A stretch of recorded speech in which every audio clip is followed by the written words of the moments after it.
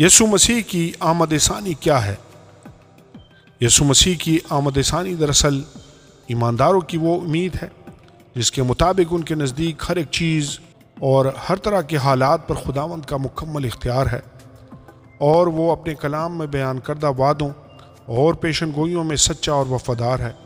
اپنی پہلی آمد کے وقت یسوع مسیح اس زمین پر بیت لحم کی چرنی میں بچے کی صورت میں آیا جیسا کہ پیشن گوئی کی گئی تھی۔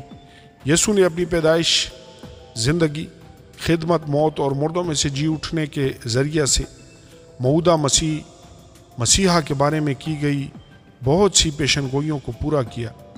تاہم مسیحا کے بارے میں کچھ پیشن گوئیاں ایسی ہیں جن کو یسوع نے ابھی پورا نہیں کیا۔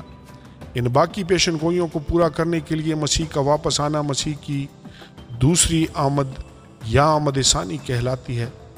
اپنی پہلی آمد میں یسوع ایک دکھ اٹھانے والا خادم تھا، اور اپنی دوسری آمد میں یسوع فاتح بادشاہ ہوگا۔ اپنی پہلی آمد میں یسوع بہت ہی عاجزی کی حالت میں آیا، اور اپنی دوسری آمد میں یسوع آسمان کی فوجوں کے ساتھ آئے گا۔ پرانے عہد نامے کے نبیوں نے ان دونوں آمدوں کے درمیان فرق کو زیادہ واضح طور پر پیش نہیں کیا تھا۔ یہ فرق یسایہ 7 باب 14 آیت، 9 باب 6 سے 7 آیات اور ذکریہ 14 باب 4 آیت میں معلوم کیا جا سکتا ہے۔ ان پیشن گوئیوں کی وجہ سے جو دو اشخاص کے بارے میں بات کرنی محسوس ہوتی ہیں، بہت سے یہودی علماء یہ یقین رکھتے تھے کہ دو مسیحا ہوں گے، ایک دکھ اٹھانے والا اور ایک فاتح مسیحا۔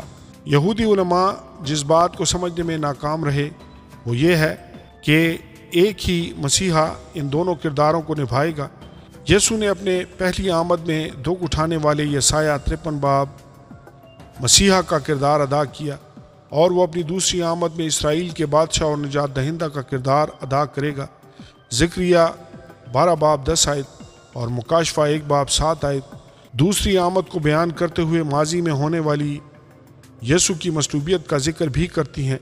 مسیحا کو اس کی پہلی آمد پر قبول نہ کرنے پر اسرائیل قوم اور ساری دنیا ماتم کرے گی۔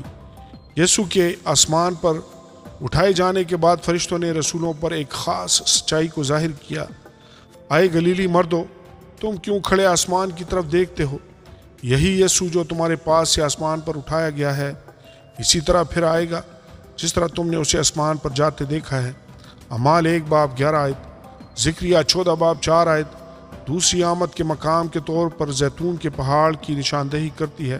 متی 24 باب 30 آیت یہ اعلان کرتی ہے کہ اور اس وقت ابن آدم کا نشان آسمان پر دکھائی دے گا، اور اس وقت زمین کی سب قومیں چھاتی پیٹیں گی، اور ابن آدم کو بڑی قدرت اور جلال کے ساتھ آسمان کے بادلوں پر آتے دیکھیں گی۔